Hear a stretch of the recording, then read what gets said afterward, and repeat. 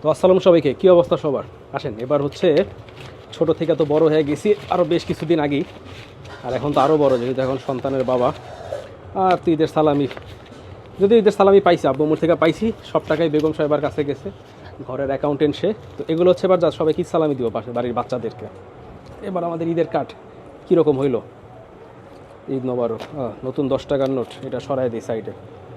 তো এগুলো হচ্ছে আমাদের ঈদের কাঠ। এখানে হচ্ছে ন্যামের টেক, আর এই হচ্ছে নতুন টাকা। এবার এই সালামির জন্য সবার জন্য নতুন টাকা নিয়ে আসছি, 100 আর 50। এখান থেকে 2টা অলরেডি দিয়ে দেওয়া লাগছে, ভাঙতে ছিল না বইলাম।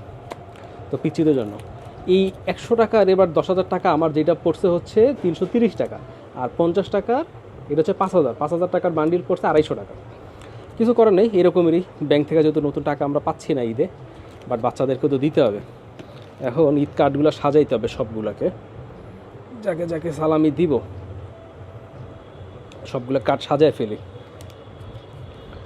1 2 3 4 5, 500 করে দিই। 1 2 3 4 5।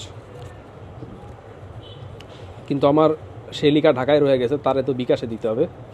সমস্যা নাই তনিমা, তোমার এই যে একটু পরে দিতে আসি, বিকাশে দিয়ে দিচ্ছি তোমার ঈদ সালামি।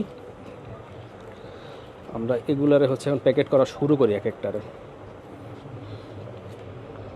ওকে,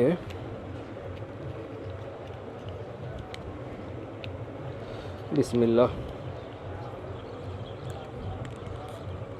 এটারে এখানে প্যাকেট করে ফেলি।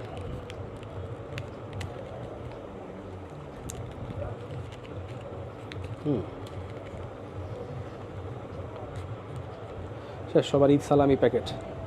শুধু টান দিবে, টান দিলে এখন টাকা বের হবে। কেমন হয়েছে ঈদ সালামি কার্ডগুলা?